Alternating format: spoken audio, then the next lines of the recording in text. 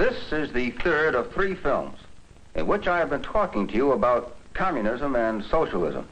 In this one, I'm going to answer the question that is often asked me, what can we do about it? Well, as the title background you just saw suggests, if we are going to you. Now, I say that because so many good people say to me, well, I'm just an ordinary person, living an ordinary life. I don't even know any communists. What can I do? Well, maybe that's what you're thinking right now. I hope so, because then you're exactly the kind of person we made this film for. To make it easy to organize and to remember our various points, I'm going to flash them on the wall, like this. What we can do. The first important thing you can do is to be sure you know what communism really is and how socialism ties in with it. In other words, know your enemy. Above all, get understanding. Know both communism and socialism for what they are and what they are not, how they operate, what their goals are, why some people are attracted to them. Well, how do you go finding out the facts? Well, like every other step I shall give you, it's easy. Once you start, why, you've made a good beginning already if you've seen the other 2 films in this series. That's the title of the first one, What is Communism? You'll know why J. Edgar Hoover warns it's the greatest threat in our world today. And the second film, What's the difference between communism and socialism? You'll find out that socialism is not a softer substitute or possible prevention for communism, but may lead to it. There are good books on the subject, waiting for you at your public library, or at least there should be. This is only one of many sources, of course, but it's a good one, and it's near at hand.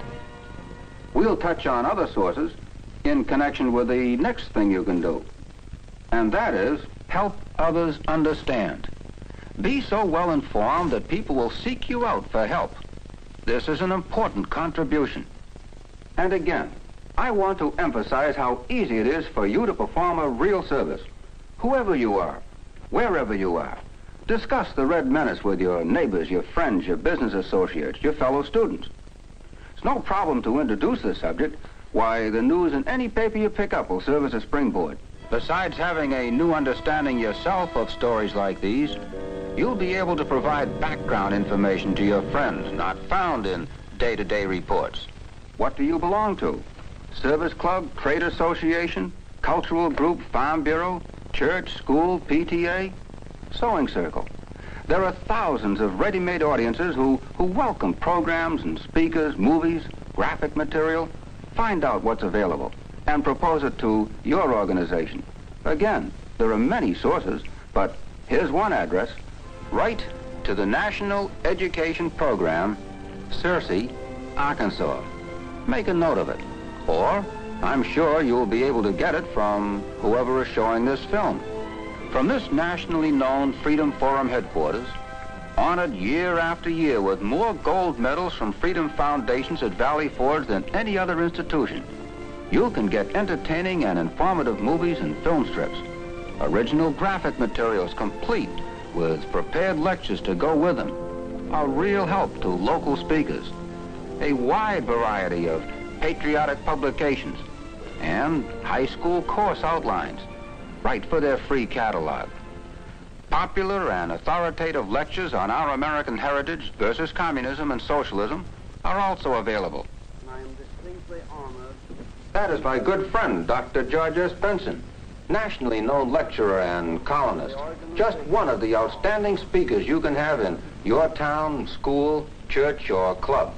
So send for your copy of this brochure that lists the great variety of patriotic materials and services. You will think of different ways they can be used in your town, your community, and your circle of friends. Next step, become politically active. American citizenship not only represents freedom and opportunities, it also imposes duties and responsibilities. This doesn't mean necessarily run for office, although some of you who are qualified should do that too. What it does mean is get out and vote. But what? There's an old saying that we get the kind of government we deserve. And they then add, so whatever you do, vote. But simply to vote is not enough. The right to vote is important, but equally important is know what you're voting for. Study the issues, study the candidates, and then work to elect the right officials. Officials who are dedicated to the basic principles that have made America great.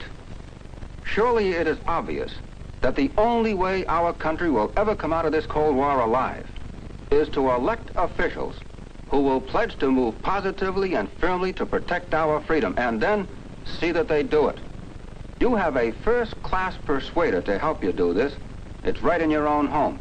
It's your fountain pen or your typewriter. Public officials pay attention to letters.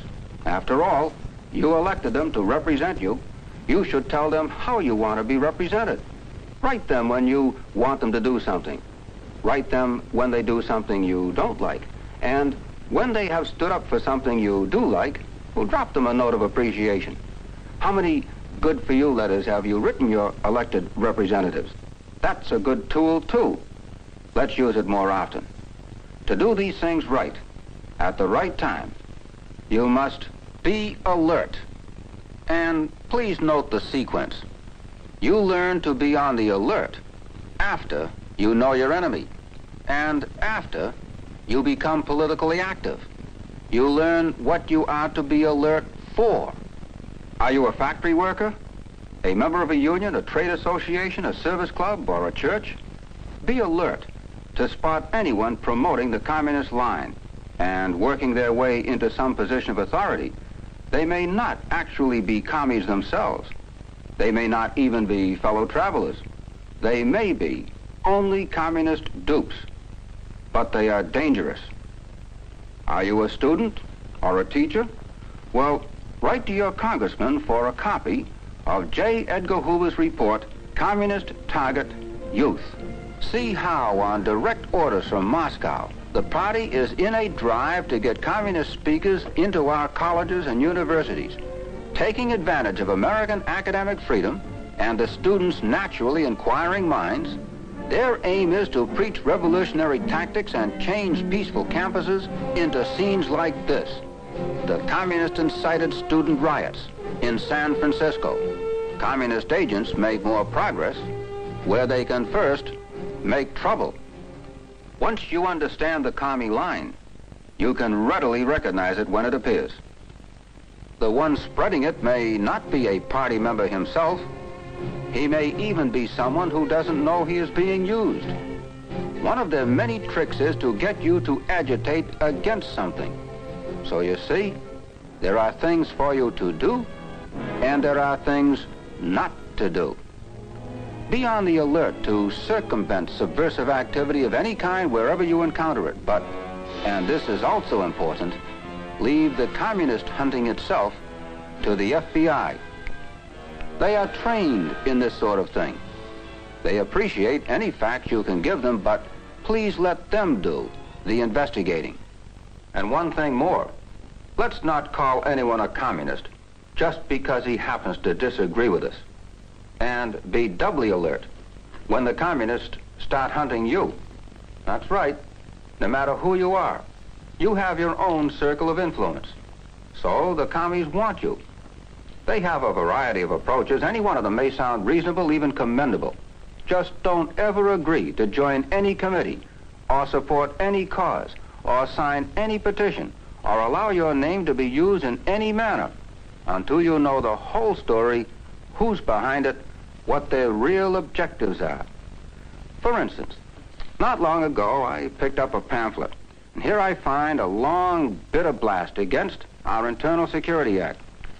Glanced through the list of names, and I was shocked to see some of these names. I can well imagine how they were obtained. One day, a telephone rang.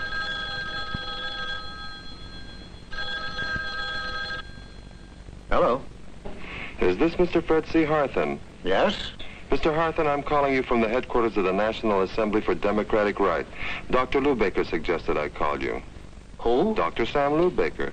You know him, don't you? Oh, yes, certainly. We are organizing a list of sponsors. We'd like to use your name.